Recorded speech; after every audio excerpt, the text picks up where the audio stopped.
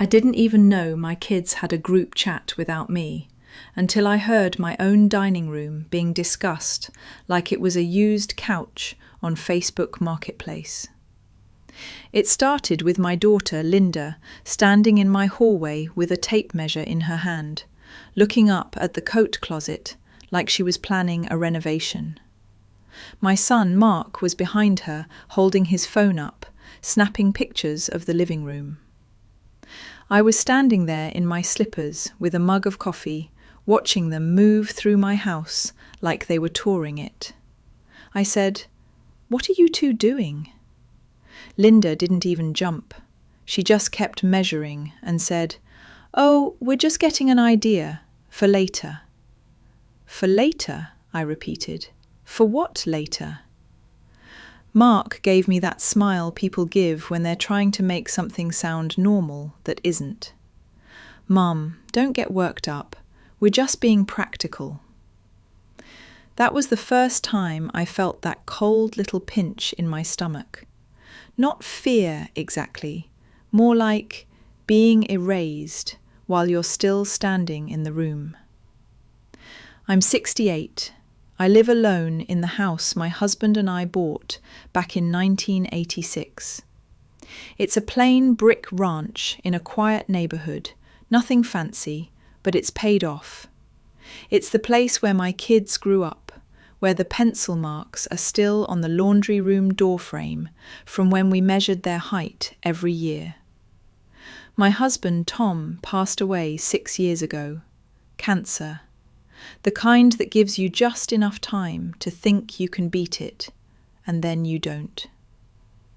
After Tom died, I kept myself busy. I didn't want to be one of those widows who sits in the dark watching old game shows.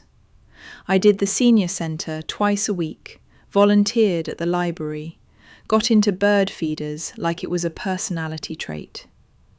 I also downsized in little ways. I donated clothes, I cleaned out cabinets, I made lists. Not because I was planning to go anywhere, but because it felt like control. And I've always been clear with my kids. I'm not moving into anybody's spare bedroom. I'm not going into assisted living unless I need to. I take my pills, I go to my checkups, I walk every morning. I'm doing okay. Apparently, my kids had decided okay wasn't the same as forever, and they'd moved mentally into the next stage without telling me. That day with the tape measure, Linda wandered into the kitchen and opened drawers like she was looking for spoons. "You looking for something?" I asked. No, she laughed lightly. "Just seeing what's in here, like the layout. I was telling Mark, this kitchen would be so cute if you opened it up a little." I stared at her. If I opened it up? Mark was still taking pictures. He turned and said, "Mom, Linda just likes that kind of stuff." Linda leaned her hip against the counter like she lived there. "We just want to be prepared, you know. It's smart." It wasn't just what she said. It was how comfortable she was saying it. Like it was obvious. Like it was their house in the waiting. I told them to sit down. I made it sound casual, but my hands were shaking enough that I set my mug down twice because I didn't trust myself not to spill. "What exactly is going on?" I asked. Mark sighed, like I was making it hard. "Nothing is going on. We're just talking. You know how it is. We're not kids anymore." Linda chimed in. "And we just don't want there to be fighting later. People get weird. So we're trying to be proactive." I said, "There won't be fighting later because there won't be any later discussions without me. This is my house."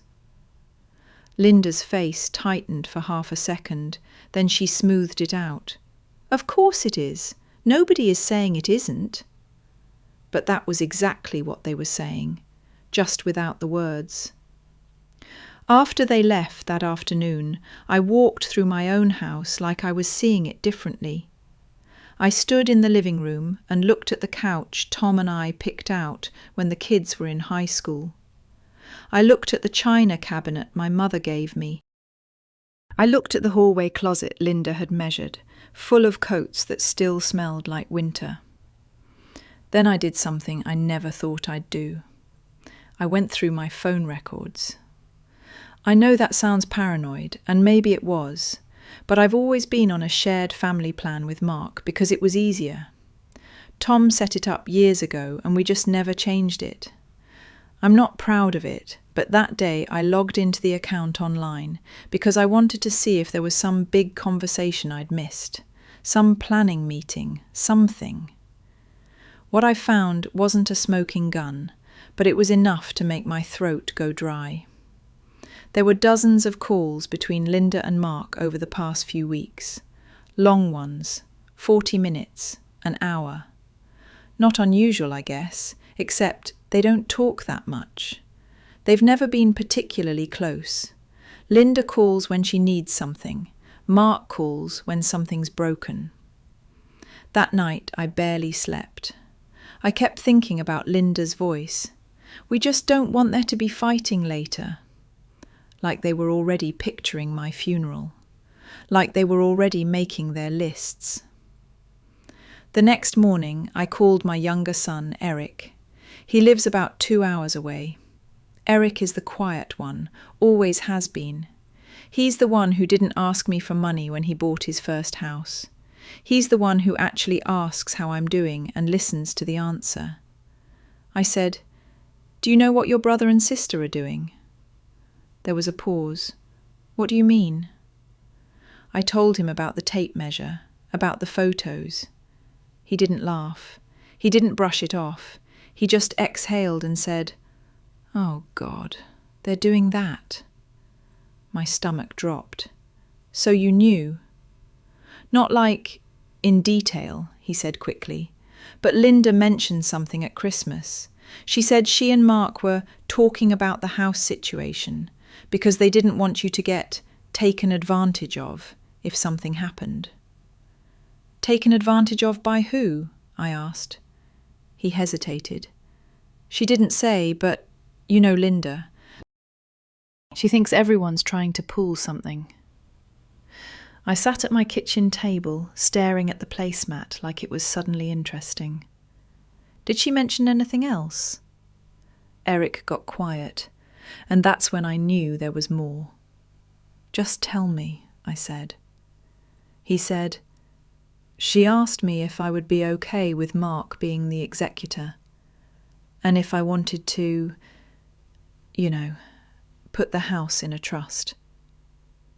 A trust. Executor. Words that belong to lawyers and dead people, not to my Tuesday morning. "I haven't asked any of you to do any of that," I said. "I know," Eric said softly. "That's why I didn't like it. It felt premature." Premature was a polite word for it. After I got off the phone with Eric, I made myself toast I didn't want and ate it anyway, because I needed something normal. Then I sat down and pulled out the file folder where I keep important documents. Deed, insurance, Tom's death certificate, all of it. I hadn't looked at my will in years. Tom and I had a simple one. Everything went to the other spouse and then to the kids equally. Nothing fancy, no trusts, no conditions, just simple. I read it twice, then a third time, like the paper might change if I stared hard enough. And the more I sat there, the more I realised something. If my kids were already walking through my house measuring closets, they weren't just thinking about later. They were thinking about control. That week, Linda started texting me more than usual. At first, it was little stuff. "Hey, Mom, you should really think about getting the carpets cleaned soon." "Hey, Mom, have you ever thought about a walk-in shower? Those tubs are dangerous."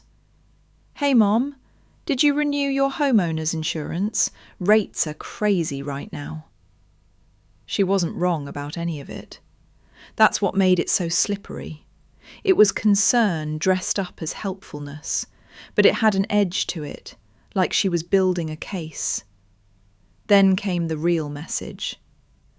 Mom, Mark and I think we should all sit down and talk about your plans. Just so we're all on the same page. I stared at that text for a long time. My first instinct was to ignore it. My second instinct was to say something sharp and satisfying that I'd regret later. Instead, I wrote back, "Sure, Sunday afternoon, my house." She replied almost immediately, "Great, we'll bring lunch." We, like it was a meeting. Sunday came and I spent the morning cleaning, even though my house was already clean. I vacuumed like I was mad at the carpet. I wiped down the kitchen counters twice. I put out decent napkins, not because they deserved it, but because I needed to feel like I had some dignity in my own home. They arrived at noon. Linda walked in carrying a bag of sandwiches like she was hosting. Mark came behind her with a folder tucked under his arm. A folder. I watched him set it on my dining room table like it belonged there. Eric arrived a little later, looking uncomfortable, like he'd already decided he didn't want to be there, but came anyway because I asked. We ate in the kitchen. The TV in the living room was on low because I couldn't stand the silence. Some home improvement show, ironically. People knocking down walls and smiling. Linda started in before I'd even finished my sandwich. "Mom, we just want to make sure you're safe," she said. "I am safe," I said. Mark leaned forward, hands clasped. "Nobody's saying you aren't, but things happen. You could fall, you could get sick. We need to know what you want." "What I want is for my children not to start dividing my belongings before I'm dead," I said very plainly. Eric's head snapped up. Linda's cheeks went pink. Linda laughed like I'd made a joke. "Mom?" "No," I said. "Don't do that. Don't laugh it off. I saw you with a tape measure. I saw Mark taking pictures, so don't sit here and act like I imagined it." Mark's jaw tightened. "We were just trying to get an idea, for planning." "Planning what?" I asked. Linda reached for the folder Mark brought and opened it like she'd rehearsed.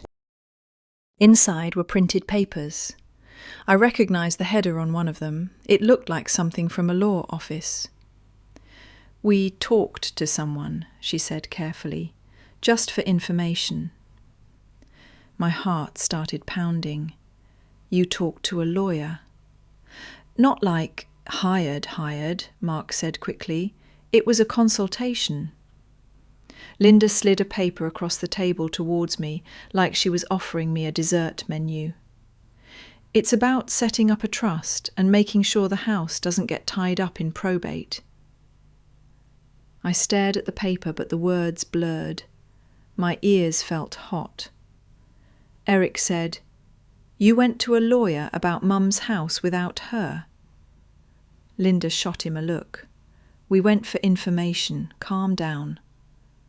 I looked up at Mark. Whose idea was this? He didn't answer right away, which was answer enough. Linda said, "Mum, don't make it about blame. We're trying to protect you." "Protect me from what?" I said. "From living in my own home." Mark finally spoke. "From chaos, from taxes, from people coming out of the woodwork." "What people?" I asked. Linda waved a hand. "Scammers, predators, you're alone. It happens." I sat back and crossed my arms. "And your solution is to put my house into something you control." "It wouldn't be like that," Mark said, but his voice had that careful tone. The one he used when he was explaining something to his kids and didn't want them to interrupt. Linda leaned in. "Mum, if you set it up now, it's cleaner, and you can name us as trustees so we can help if you ever can't manage things." "There it is," I said, "so you can help yourselves." Linda's mouth fell open. "That is a terrible thing to say." Mark's face went stiff. "You're being unfair." I looked at them, really looked at them, and I felt something crack inside me. Not rage, not even sadness. It was disappointment so heavy it felt like it could sit on my chest. "I'm not confused," I said quietly. "I'm not helpless. And I'm not signing anything today, or any day, that I haven't asked for." Linda's eyes got shiny, which I'm sure was on purpose. Linda has always used tears like punctuation. "Mom, why are you being like this?" she said. "We're your children." "Yes," I said, "and I'm your mother, not a bank account with a heartbeat." That's when Mark opened the folder again and pulled out another sheet. "This isn't just about the house," he said, and his voice dropped a little like he was about to reveal something important. "It's about your accounts too. We need to make sure bills get paid if something happens." I felt my stomach turn. "My accounts?" Linda nodded. "Like having one of us added, just in case. It's normal." It hit me then. This wasn't about probate. This wasn't about safety. This was about access. I stood up so fast my chair scraped the floor. The sound made everyone go quiet. "I think you should all leave," I said. Linda blinked like she couldn't believe I'd said it. "Mom?" "Leave," I repeated. My voice was calm, but it didn't feel like my voice. It felt like something deeper, something protective. Eric stood up too, immediately. He looked at Mark and Linda and said, "Come on, this is done." Mark stayed seated for a second like he might argue, but then he stood, jaw clenched, and started gathering the papers. Linda remained at the table, staring up at me like I'd slapped her. "You're really going to kick us out for trying to help you?" "I'm kicking you out for treating me like I'm already gone," I said. She scoffed, stood up and grabbed her purse. "Fine, but don't come crying to us when you need help." That one stung, because it was designed to. She walked out first. Mark followed, not looking at me. Eric lingered at the door and gave me a look that said I'm sorry, and then he left too. When the door closed, the house felt too quiet. The TV was still murmuring about granite countertops. I walked over and turned it off.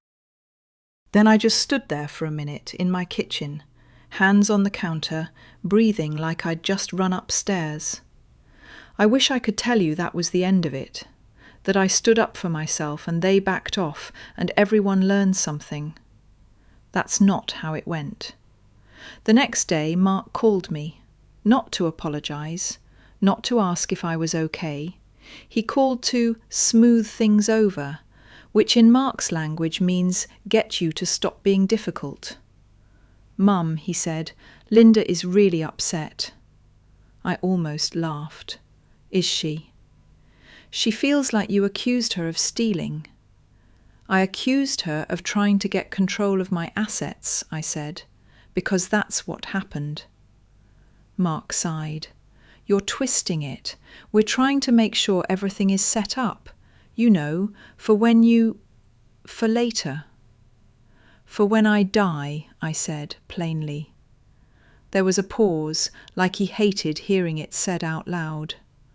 "I didn't say that," he muttered.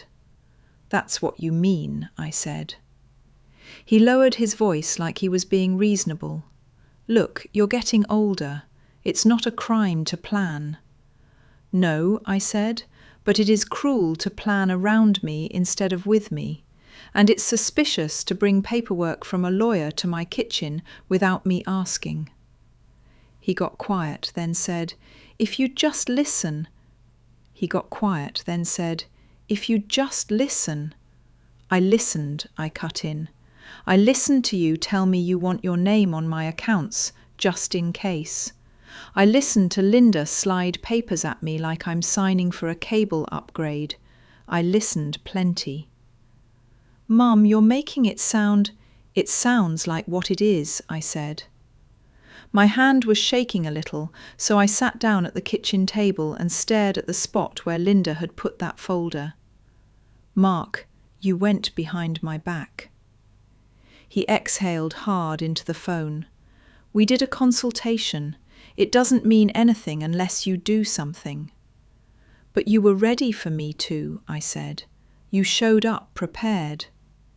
He got defensive. "You're acting like we're villains. Linda's she's organised. She worries." "You know how she is."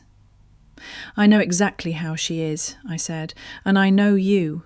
You don't do paperwork unless someone pushes." There was another pause, then his voice softened, like he'd decided to try a different approach. "Mom, I'm scared," he said. "Okay? You live alone. What if you fall? What if something happens and we can't access money to help?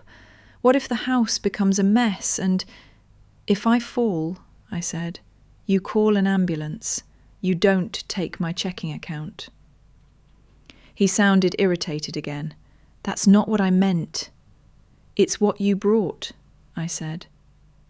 We went in circles for another minute, and I could feel myself getting worn down. That's the part that scared me.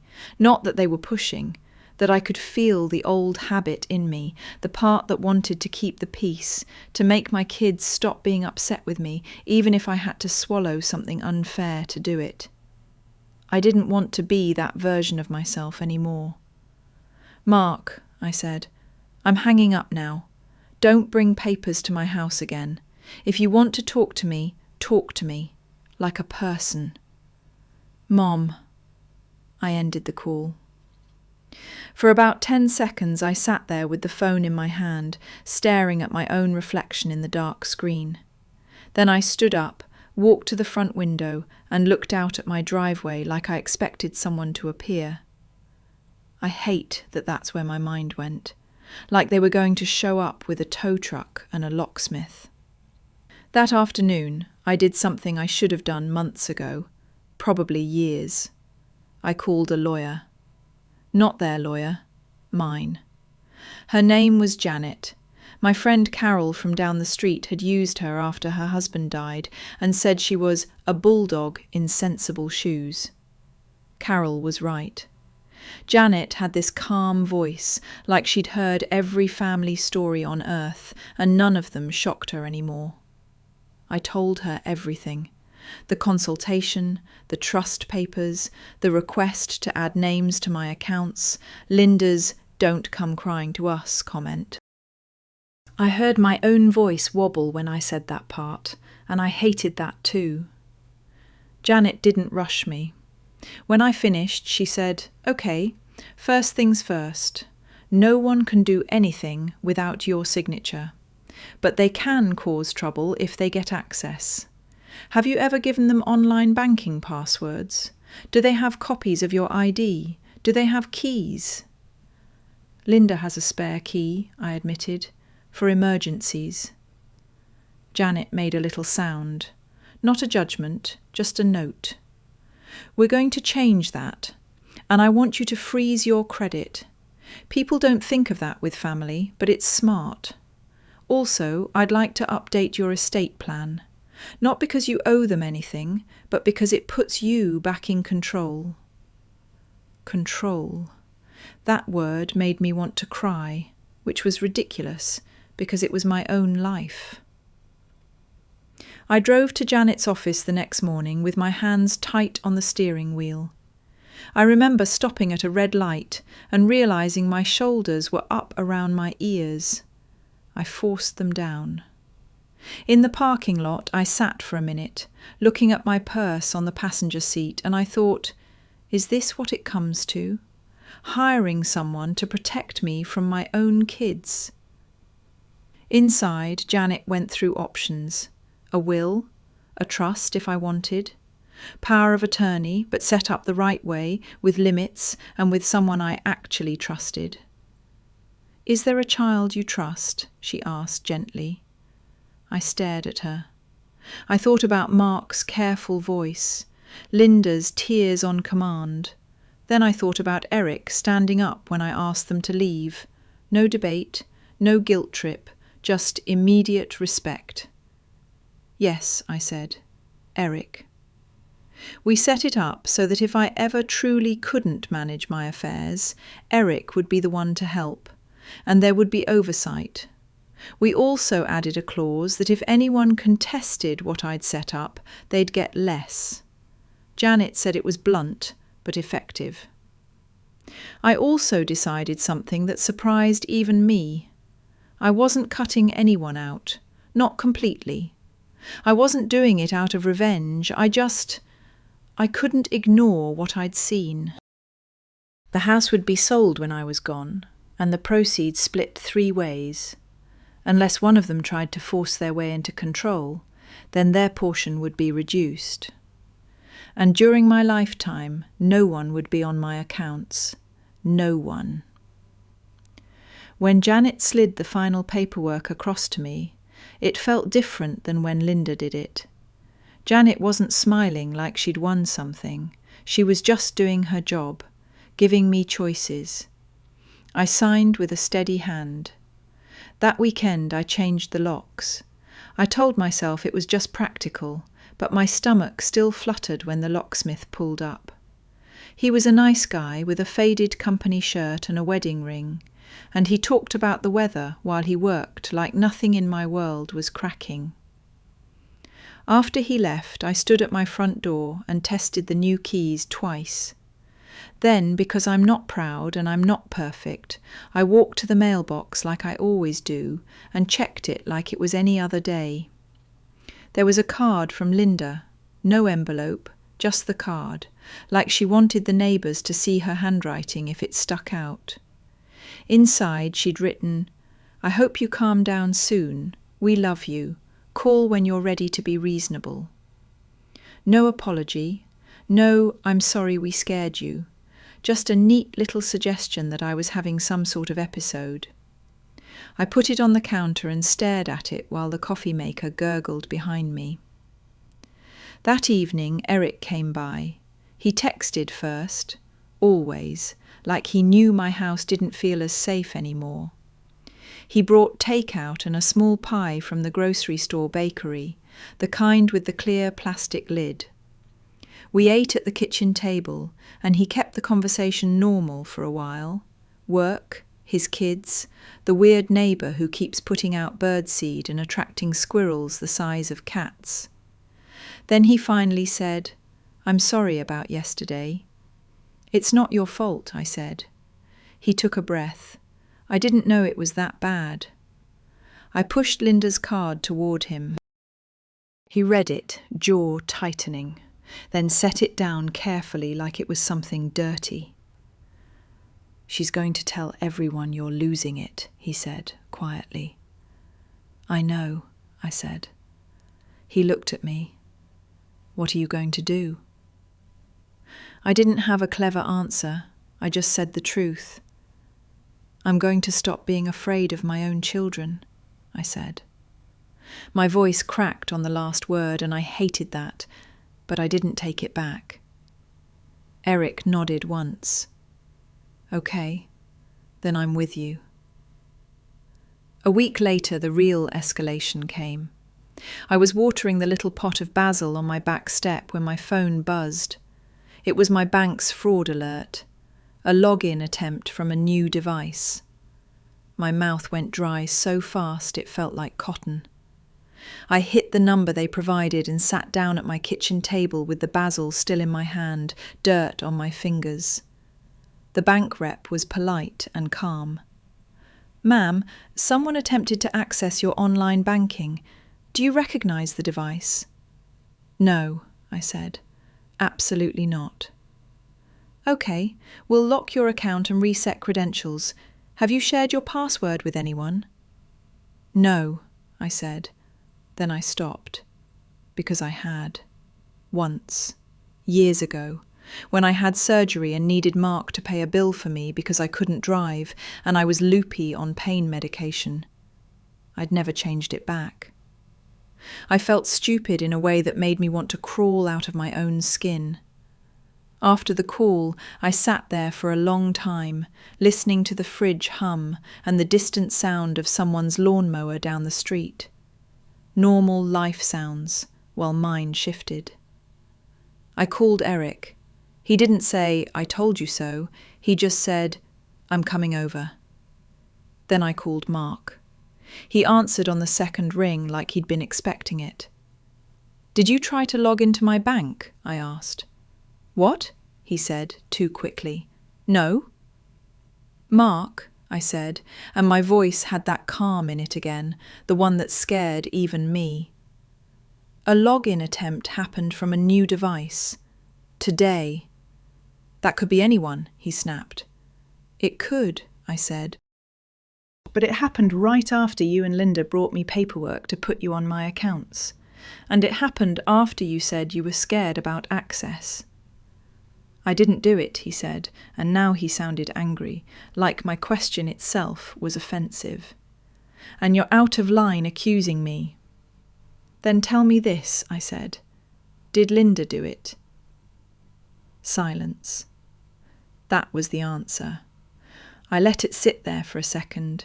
I could hear his breathing. Maybe he was covering the phone.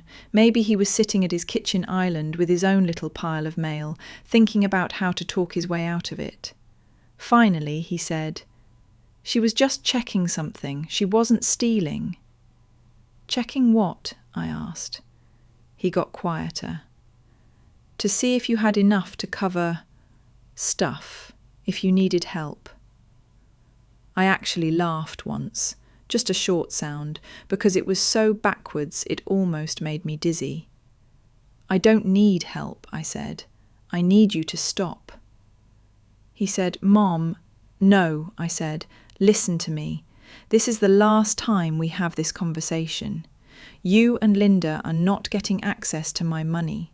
You are not getting control of my house while I'm alive. And if either of you tries anything like this again, I will talk to the police. I don't care how ugly that gets." "You'd call the police on your own daughter," he said, like that was the shocking part. "I'll protect myself," I said, "since you two won't." I hung up before he could respond. My hands were shaking so hard I had to hold my wrist with the other hand. That night, Linda showed up at my house. I saw her car first, pulling in like she still had a right. I watched from the living room window, standing behind the curtain like I was spying in my own home. She walked up to the porch, purse on her shoulder, jaw set. Then she tried the old key. It didn't work. She tried again, harder, like the lock might give up out of respect. Then she knocked. Sharp, quick knocks that made me feel like a child being called to the principal's office. I didn't open the door. I walked to it, yes. I stood behind it with my hand on the doorknob, but I didn't unlock it. "What is this?" she called through the door. "Are you serious right now?" I didn't raise my voice. I kept it steady. "Go home, Linda." "I came to talk," she snapped. "You came to force me," I said, "like you always do." She made a sound of disbelief. "You changed the locks?" "Yes," I said, "because someone tried to log into my bank account today. And don't insult me by pretending you don't know about it." There was a long pause. Then she said, "I was trying to help you. You're acting paranoid." I swallowed. My throat hurt. You're acting like I'm already dead." "I'm acting like you're irresponsible," she shot back. And then she corrected herself too late, like she'd let the real thing slip out. "I mean, your paperwork is a mess, and we're going to be the ones cleaning it up." There it was. Not love, not fear for me, fear for them. Fear of inconvenience, fear of not getting what they assumed was coming. I opened the inner chain on the door so I could crack it a few inches, not because I wanted to see her, because I wanted her to see me, alive, standing, not signing anything. "I have a lawyer," I told her. Her eyes flicked. "Of course you do." "And I changed my accounts," I continued. "And I've made decisions. My decisions." She stared at me like I'd betrayed her. "So Eric got to you?" "No," I said. "You did. You and Mark did." She leaned closer to the crack in the door. "You're going to regret treating us like this." I felt something settle in me. Not peace exactly, but a kind of acceptance. Like I'd been trying to pretend my kids were still who they were at 15 and 12, and not who they were now. "Maybe," I said, "but you're going to regret showing up at your mother's house to argue about money while she's still breathing." Her face flushed. For a second I thought she might cry, but she didn't. She did that tight smile instead. "Fine," she said. "Enjoy your little power trip. Don't call me when you need something." "I won't," I said, and I closed the door. I locked it. Then I stood there with my back against it, listening to her heels on the porch, then the car starting, then the gravel crunch as she backed out. When the sound was gone, I realised I'd been holding my breath. The fallout was messy, but quieter than I expected. Linda didn't speak to me for months. Mark sent a few stiff texts on holidays. "Happy Thanksgiving. Hope you're well." Like I was a distant aunt, not his mother.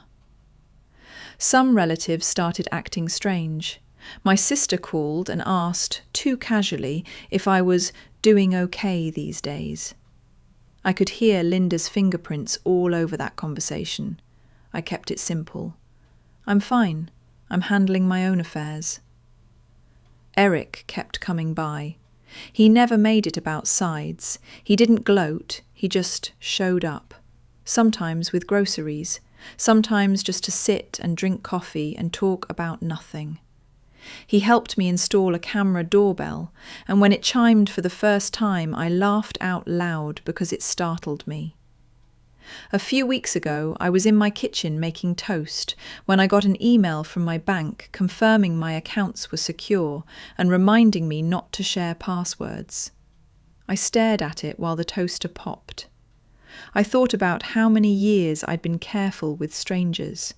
Shredding papers, not giving my information to callers, locking my car, watching my purse at restaurants, and how I'd handed the most important access over to people just because I gave birth to them. That night, I sat in the living room with the TV low and the lamp on, and I looked around at my house. The scuff on the hallway wall from when we moved the couch in 20 years ago. The old family photos on the shelf. The little dent in the kitchen cabinet from when Mark was a teenager and slammed it in a mood. It hit me, plain as day, that my house had been a home for all of them. And at some point, without saying it out loud, Mark and Linda stopped seeing it as my home and started seeing it as their future property. I don't know if they'll ever admit that. I don't know if they're capable of it. What I do know is this. Tonight, my doors are locked with keys only I control. My accounts are mine. My paperwork is signed and stored and done. And the silence in this house isn't the scared kind anymore. It's just quiet. The kind of quiet you get when nobody's reaching into your life with both hands.